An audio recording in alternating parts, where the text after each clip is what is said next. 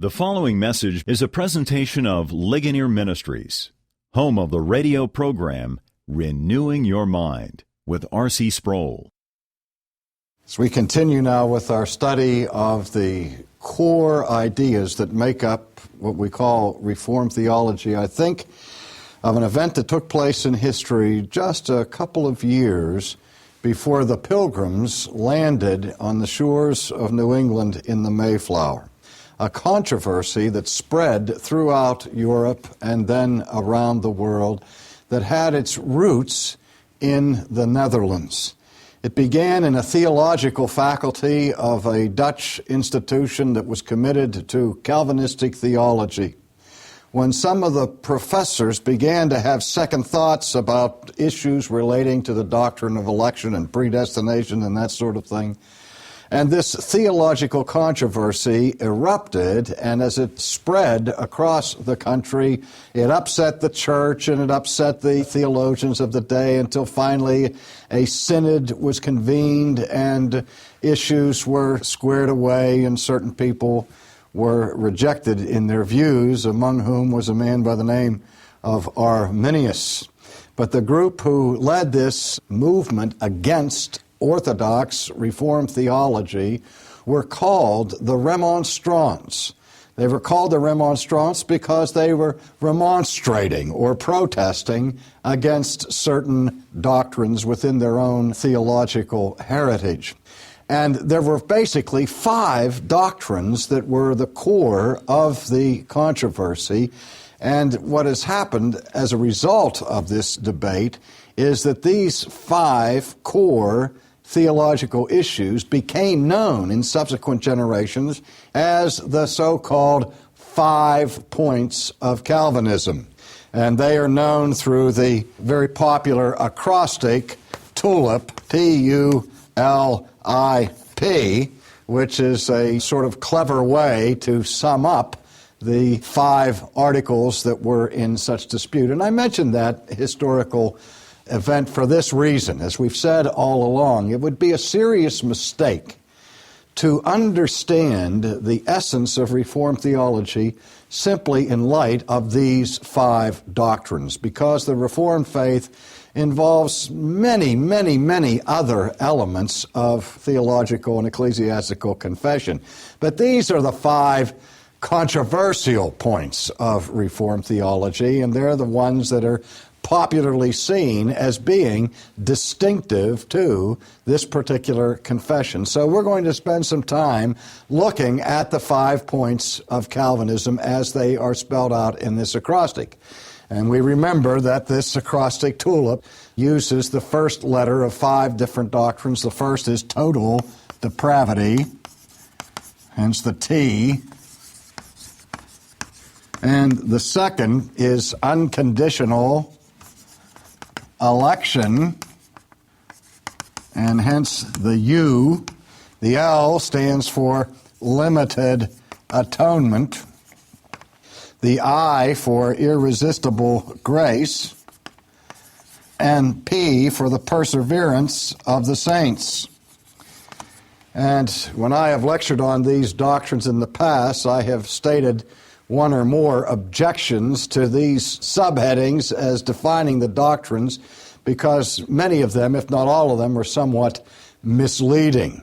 But they fit so nicely into this acrostic, people insist on using these abbreviations to define the 5 points. And so what we're going to do today is begin with a brief overview of the T of the TULIP, that which stands for total depravity. I remember many years ago I was teaching a course in theology at a college, and the students who were enrolled in the college did not come from a Reformed background by any means, and we were working through various doctrines, and I came to the doctrine of total depravity.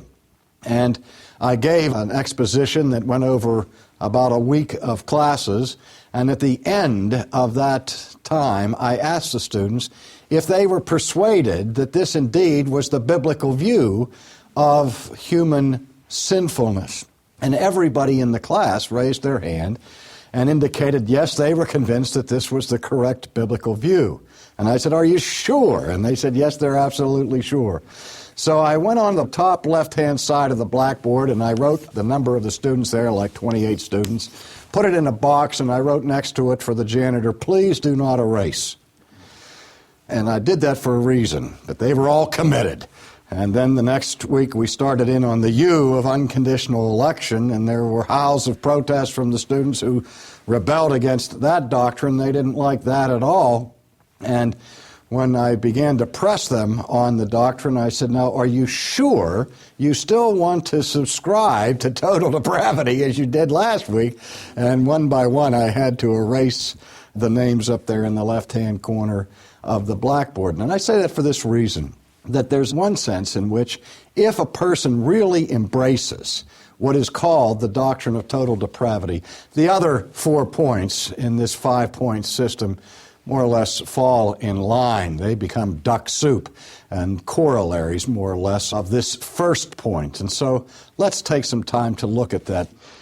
The historical situation where this doctrine first became a matter of great import and great controversy was early on in church history during the teaching ministry of St. Augustine. And I'm sure you've heard a little bit about the so-called Pelagian controversy of the latter part of the 4th century and into the 5th century, which began when this British monk, whose name was Pelagius, protested against a statement that was in one of the written prayers of Augustine. In this prayer, Augustine made this comment before God. He said, "O God, command what thou wouldst, and grant what thou dost command." Let me say it again. Command what thou wouldst, and grant what thou dost command. And, of course, Pelagius had apoplexy over this prayer. Now, the reason for his displeasure was not the first part of the prayer, wherein Augustine said, "Oh God, command whatever you want to command." Pelagius, being a pious monk, certainly agreed with Augustine that God had every right to exercise his authority over the creatures and to command what's deemed pleasing to him. But what exercised Pelagius was the second part of the prayer, when Augustine asked God to grant what he commands. Because Pelagius said that assumes that the creature somehow is not morally able to do the will of God. And so that created a lengthy controversy, frankly, which controversy goes on even to this day. And we continue to have discussions about Pelagianism or semi-Pelagianism, Augustinianism, and so on. In fact, I just finished writing a book about the entire historical development of that controversy from Pelagius down to last week. And so I will be going into that in much greater detail later on. I hope to have a separate course just on that question. But by way of introduction and overview, the issue has to do with the question of original sin. And the doctrine of total depravity reflects the Reformed viewpoint of original sin. Now, that term, original sin, is often misunderstood in the popular arena. Some people just assume that the term original sin must refer to the first sin, the original that we've all copied in many different ways in our own lives. That is, the first sin of Adam and Eve. But that's not what is referred to historically in the church by the doctrine of original sin. Rather, the doctrine of original sin defines the consequences to the human race of that first sin. And virtually every church historically that has had a creed or a confession has agreed that something very serious happened to the human race as a result of the first sin. That the first sin produced original sin. That is, as a result of the sin of Adam and Eve, the entire human race fell. And so that our nature as human beings since the fall is a nature that has been influenced by the power of evil. As David declared in the Old Testament, "O God, I was born in sin, and in sin did my mother conceive me." He was not saying that it was a sinful thing for his mother and father to have borne children, nor was he saying that he had done something evil by being born, but rather he was acknowledging the human condition of fallenness. That fallenness that was part of the experience of his parents, that fallenness that he brings himself into this world. And so original sin has to do with the fallen nature of mankind. The idea is that we are not sinners because we sin, but that we sin because we are sinners. We are by nature sinners. And we've all heard the axiom, nobody's perfect. We might improve upon that a little bit by saying not only is no one perfect, but no one's even close to perfection.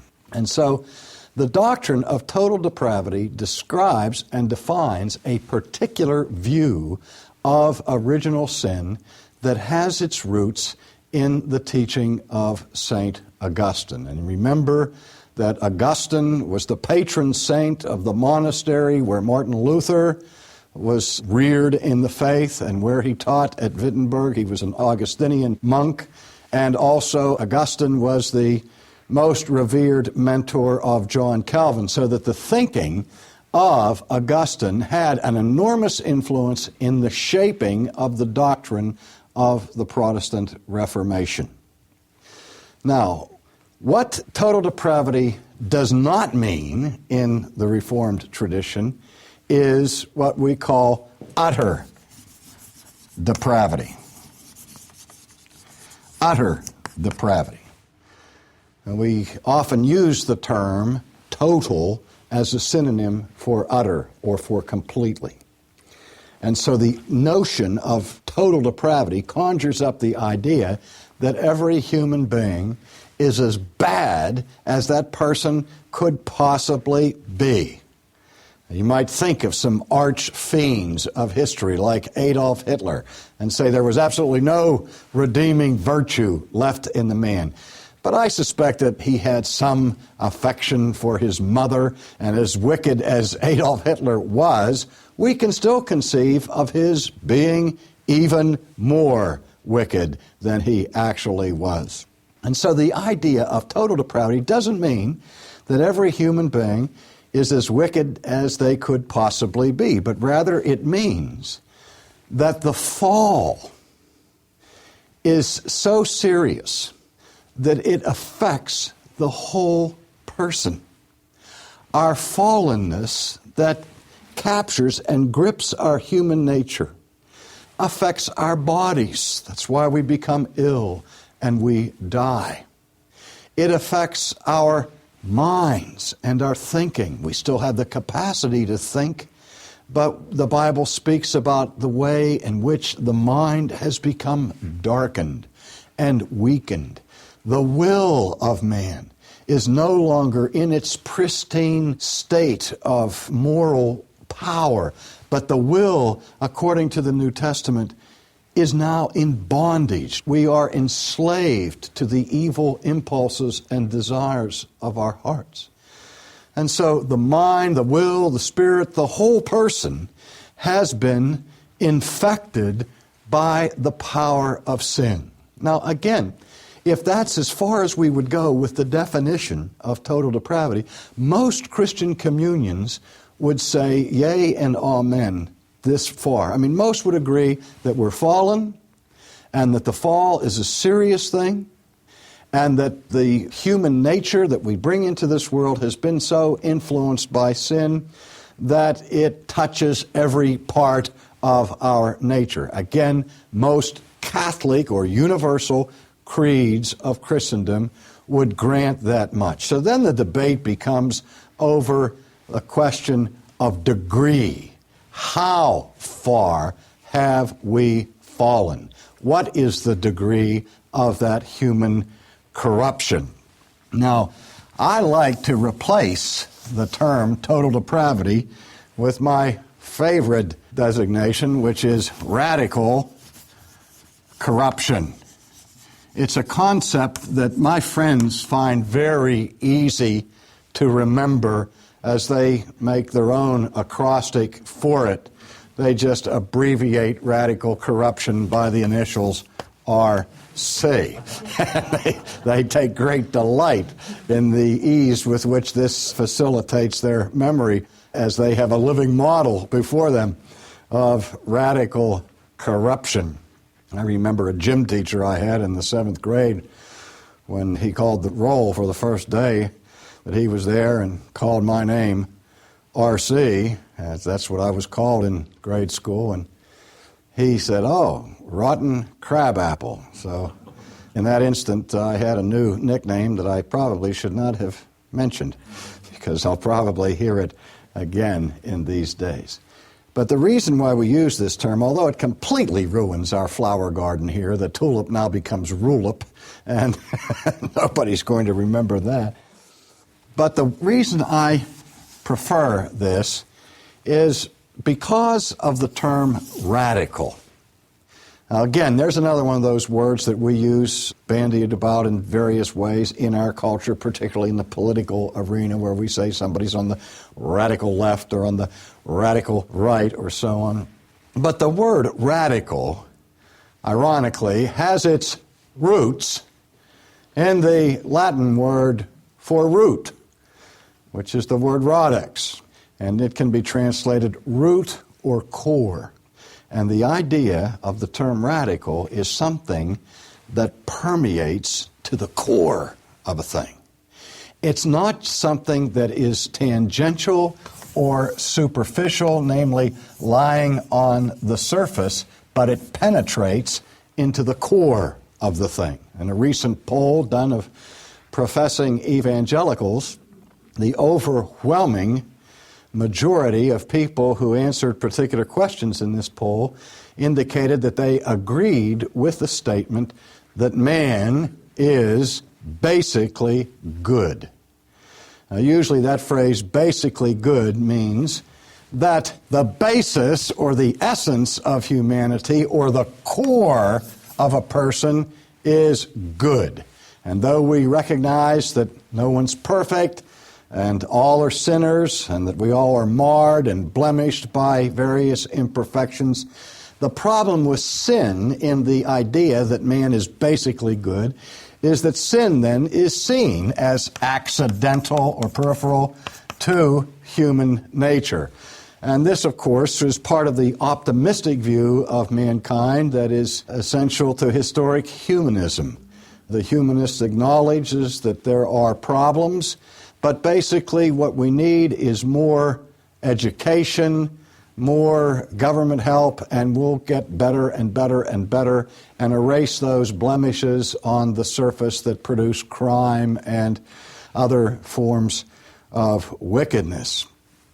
And it seemed to me when I heard that poll that perhaps what is happening is that those who are professing evangelicals are taking their cue for the basic nature of fallen humanity from the culture rather than from the historic biblical view. The Reformed view says that the fall extends and penetrates to the core. The word that is used for core actually is a translation from the Latin word core, which means what? Heart. That is, the idea is that our sin is something that comes from our hearts. And in biblical terms, that means from the core or very center of our existence. And so what is required for us to be conformed to the image of Christ is not simply some small adjustments or behavioral modifications, but nothing less than renovation from the inside.